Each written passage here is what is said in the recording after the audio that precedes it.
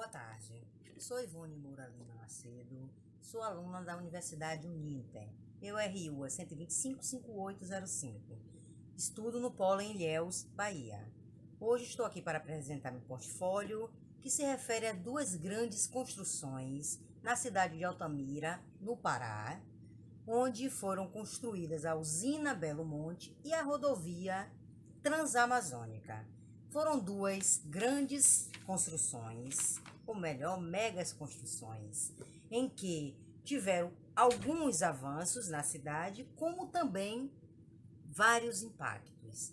Na usina, tivemos o desmatamento, como também na Transamazônica, grandes desmatamentos.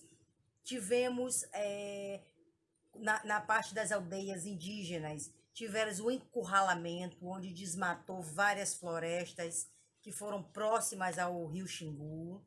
Temos um grande conhecedor dos impactos sociais e ambientais desses dois grandes projetos, o professor Emílio Moran, da Universidade Estadual de Michigan, nos Estados Unidos, e também pesquisador de estudos ambientais da Unicamp, que analisou as consequências causadas pelas referidas construções na cidade de Altamira, que tiveram grandes semelhanças.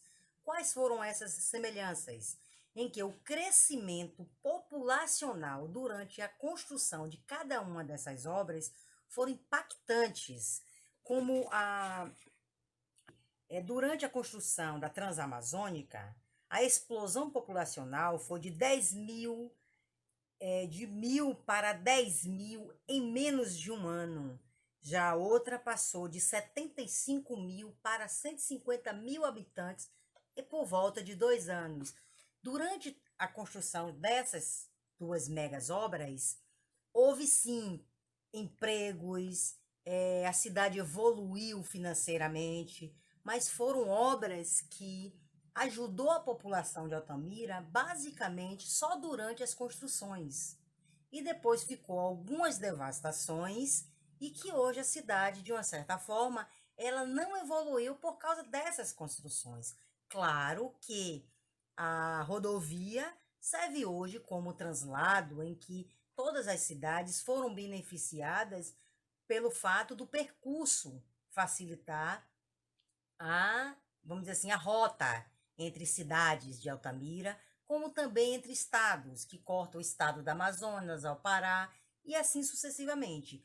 Temos esses benefícios em relação às construções, como também a hidrelétrica, no caso a usina, né, Belo Monte, que trouxe sim eletricidade e tudo mais, mas o desenvolvimento real para Altamira, a população não consegue ver, não consegue ter, porque até hoje a população de Altamira vive de quê?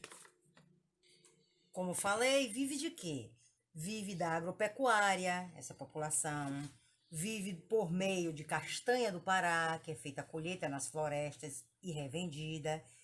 Claro que sim, que a agricultura ela continua sendo uma das principais fontes de lá de Altamira. A hidrelétrica e a usina emprega sim várias pessoas da população de Altamira. Porém, não é o que realmente sustenta toda a cidade de Altamira, como inicialmente foi proposto pelos construtores, né, para a cidade. Então, diante de todos esses estudos feitos nessas megas construções, vimos que praticamente os benefícios para a cidade são bem menores do que os malefícios que as construções trazem. Também temos, diante de tudo isso em Altamira, que a gente vê como essas megas construções, de uma certa forma, prejudicaram a cidade, claro, com alguns benefícios, como foi colocado. Vimos também aqui em Ilhéus, na Bahia, na minha maravilhosa cidade natal, a construção do Porto do Malhado, o famoso Porto de Ilhéus. Trouxeram grandes benefícios para a cidade, onde hoje temos grandes embarcações, o transporte do cacau, o transporte da soja de toda a região, aqui por Ilhéus. Temos os grandes navios que desembarcam aqui com essas grandes embarcações, trazem para a cidade vários produtos, tudo através do porto.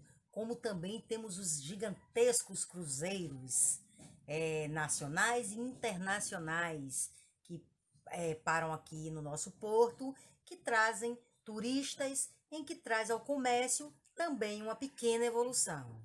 Mas todas essas grandes obras feitas, como agora eu estou falando aqui do Porto de Ilhéus, ela traz muitos malefícios para a cidade, como algumas praias próximas à construção do porto, as águas invadiram os bairros, causando grandes devastações a populações. Casas foram submersas e destruídas pela força da água. Algumas outras praias ficaram longas, as praias, avançando sobre a cidade e destruindo comércios e casas da população. E hoje nós temos o Ministério Público Federal que entrou na Justiça Federal com um processo para tentar suprir à população, aos comerciantes, uma ação para indenizar essas pessoas que tiveram grandes prejuízos. Mas até então não tivemos nenhum retorno. E também foi solicitado nesse processo que houvesse uma forma de amenizar essa invasão das águas sobre os bairros. Mas, mais uma vez, ainda estamos nessa espera. Mas, como dizem, é esperar para termos sucesso. E esperamos que esse sucesso venha logo. Essa é a minha apresentação. Eu espero que vocês possam ter entendido os grandes objetivos das obras, com seus benefícios e os seus malefícios para as cidades. Uma boa tarde.